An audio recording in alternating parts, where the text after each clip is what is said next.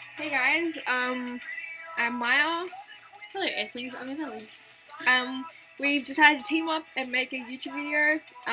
Last time we were together, we made one on her channel, so we decided to make one on mine, and we wanted to make one about anxiety for ages. So here it is. We asked you guys for questions, and yeah, pretty much that's the gist of it.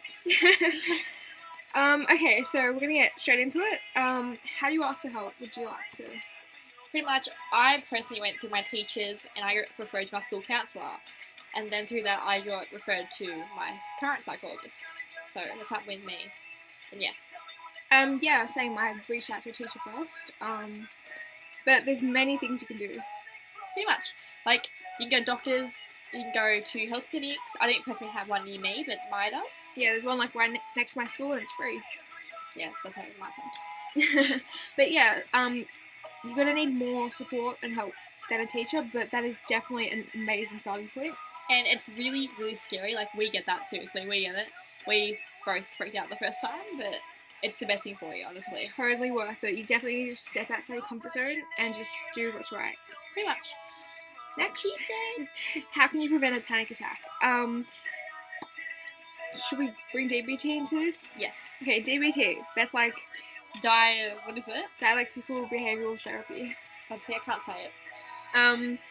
This DBT deals with a lot of stuff, but anxiety, it's really helpful for anxiety because it causes such a great distraction, and because it's really complicated to explain in the video, but basically, unless you have an hour of time. I have a whole page that we should hello Paige. Focus. Wait, you're right there, wait, it's almost done. You're Maya.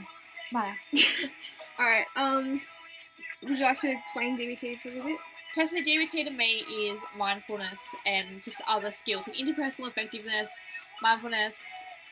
Can't the other one now.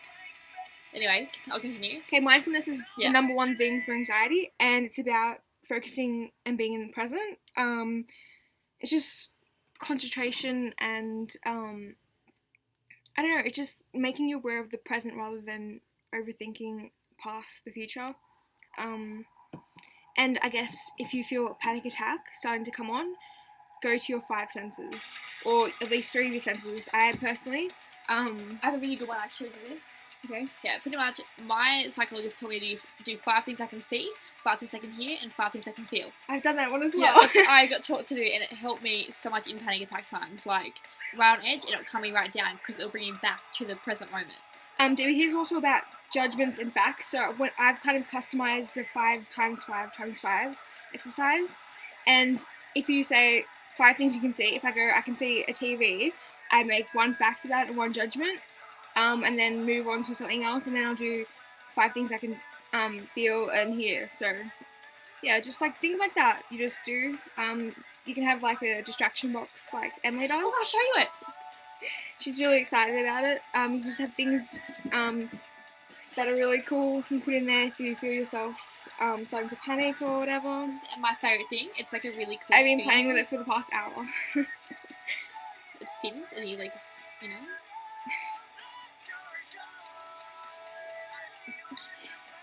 Yeah, pretty much I have this huge box of crap. Pretty much what I did is I got like things I can feel. So this stuff I can feel pretty much. Then thank you. I got don't drop it. I have stab myself. Where's the candle gone? Something to keep me entertained. A cat toy. So I can squish, something I can feel again. Something I can smell. Candle things. Something I can blow up. Yep, another candle. This stuff to sort of, I'm a really immature person, so childish stuff calms me down. And I think just it's worth a try. Spiderweb book. Like, honestly, it's helped me so much, this thing. A fancy ball. To-do list, because making this calms me down for some reason. I don't know why. I have a book, a ball. I can't. Wait. A ball that you bounce, sort of. And then I have my fairy thing. Eucalyptus oil. It smells so good. Smell it. my Wow, favorite. I love that so my much. favorite scent. So it's like one thing that always can bring me back. So yeah. Where'd you get it? Chill. Okay. So yeah, we hope that can help you in the midst of a panic attack. Focus on not only senses but your breathing as well. Just Everything around you. Bring yourself back to the moment. yeah. How to help a friend with anxiety. You can, I guess there's 2 ways going about it. Number 1, you can just be supportive, try to be understanding and like just be there for them, but also make sure that they're getting help. Pretty much, I'm going to use me as an example. I have struggled with anxiety my whole life, and one way to help me, like my sister is really important in my life, and I've taught her how to calm me down in a panic attack crisis. And with me, reassure me. And it's not like the best thing to help with anxiety, but reassurance is the one thing that can calm my brain down from going wee all the time. And yeah, reassurance, just validating their thoughts, like, is a huge thing. So yeah. What's a basic description of anxiety? I'm pretty sure I have one. Oh, sorry about your laptop. Don't worry about it. Anxiety is more than feeling distressed or worried. While stress and anxious feelings are a common response to a situation where a person feels under pressure, it usually passes once the stressful situation is passed. Anxiety is when these anxious feelings don't subside. Anxiety is when they are ongoing and exist without any particular reason or cause. So basically, anxiety is a normal, everyday thing. It's something that, like something part of human nature. But having anxiety is when it goes just beyond that, and you're having it more commonly or more severely than is necessary, I guess. Yeah, pretty much everyone has anxiety. It's like, it's normal to be nervous for a test, be nervous for like exams and stuff, but when it goes beyond that, when you worry about every little thing in your life, that's anxiety. Pretty much, can I read symptoms out? Symptoms? How do you symptoms?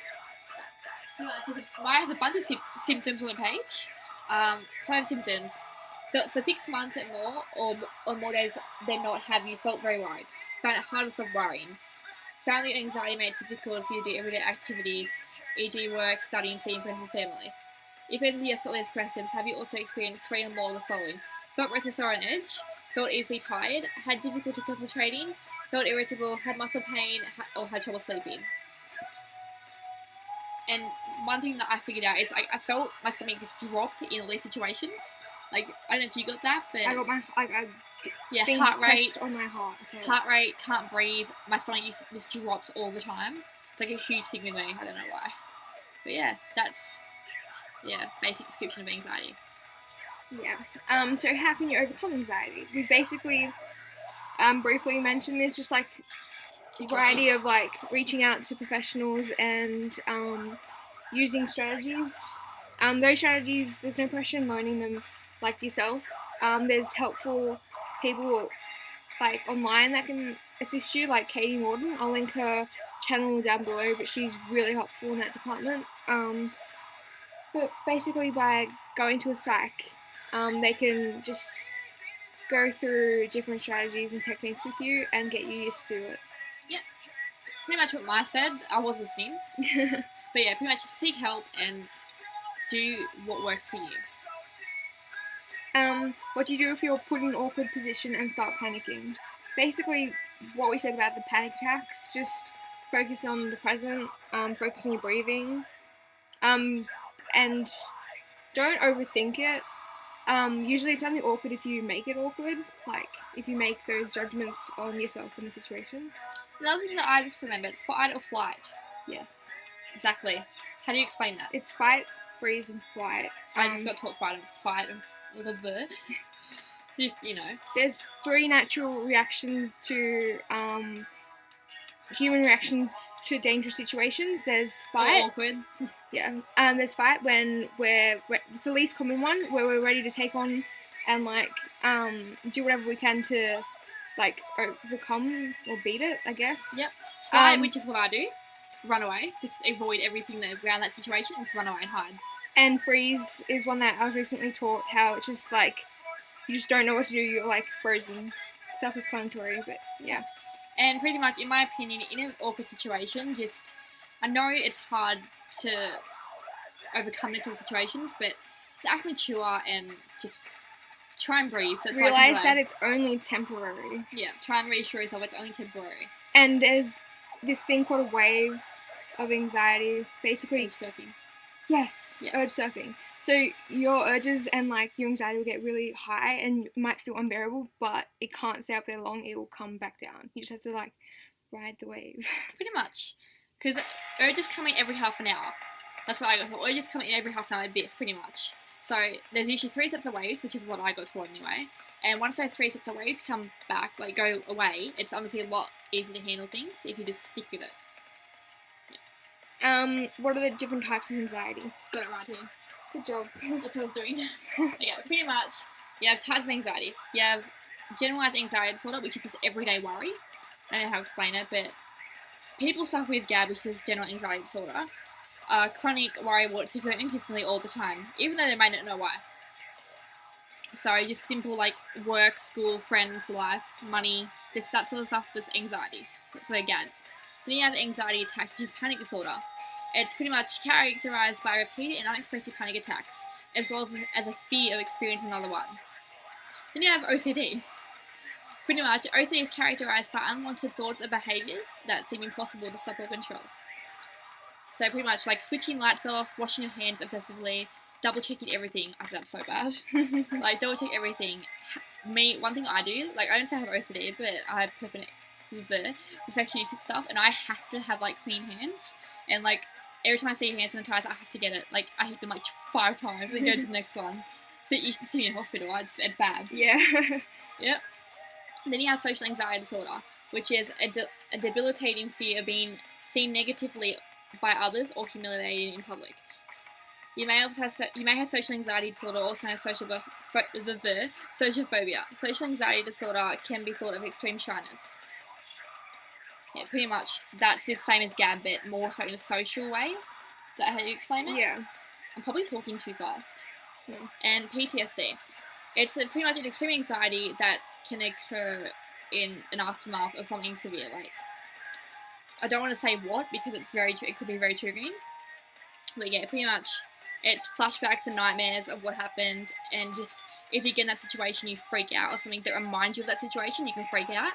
So yeah, that's how I explain them anyway. Good job. Sorry, I thought. No, that's good. How do you get diagnosed? Well, by a doctor or a psychiatrist, Pretty much. basically. I got diagnosed by a psychiatrist, I believe. Just go, explain how you're feeling, and they'll be happy to diagnose you, and hopefully move past that and get you the help that you need. Really drink. Okay, this is a long question.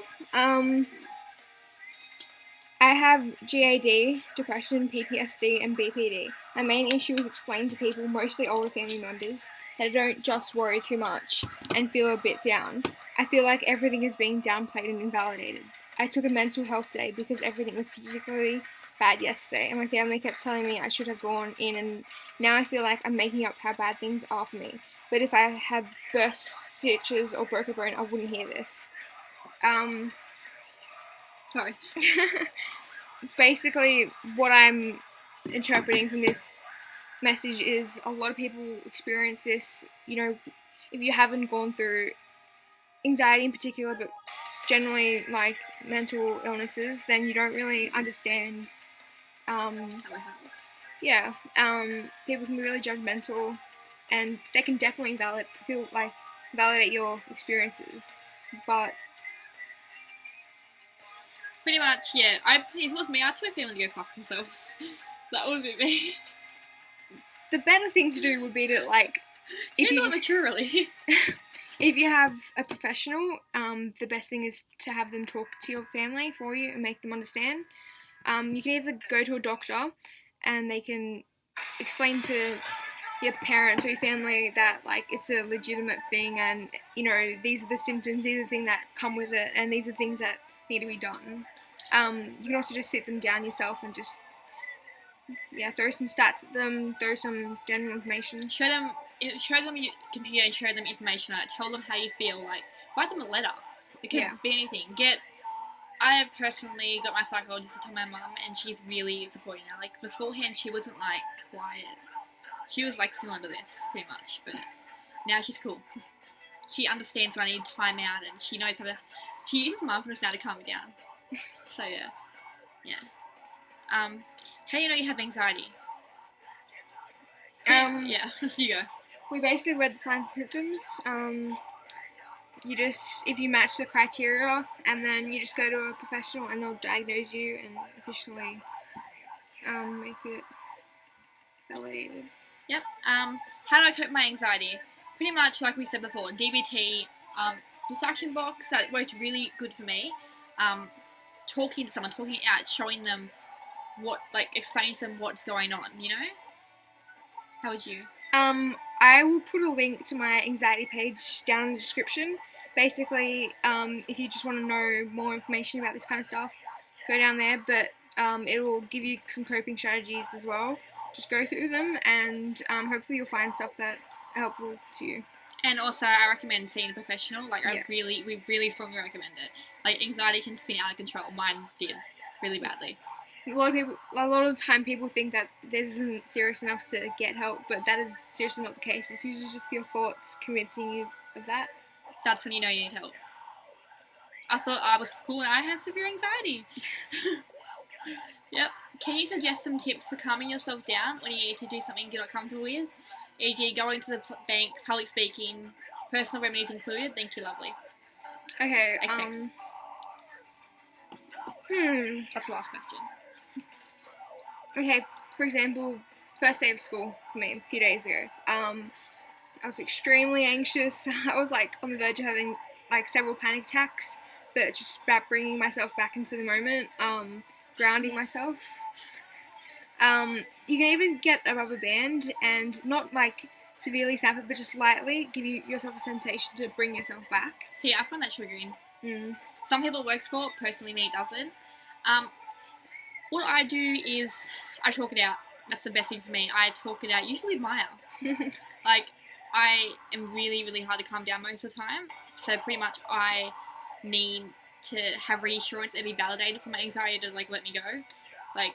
And mindfulness works a hell of a lot. Mindfulness is a huge thing, DBT behaviours. So therapy has worked a lot for me. I have more, but I can't remember now. Listening to music, singing my favourite songs, screaming the lyrics. I remember on the way to hospital, that was my really bad anxiety last time. I was having a severe panic attack nearly, and I started screaming lyrics to my favourite band, and I felt so much better. Singing and screaming calms me the hell down. And yeah. There's one more thing I'd like to add: radical acceptance. It might not seem. I hate it. It can actually be very helpful. For example, when I was one of my last sessions with my counsellor last year, I was getting extremely anxious. I was getting panic attacks and everything, but then I read through my DBT booklet and it helped. I just realised that I can't control the situation. I just accepted how things were, and I guess it kind of helps you put things into perspective. Pretty much what Mike said. Alright, so it's taken us 4 times to attempt this, so we're not doing it again. Yeah. And yeah. Alright, we love you guys so much. And thanks for watching if you got through it. Yeah. Bye. Bye.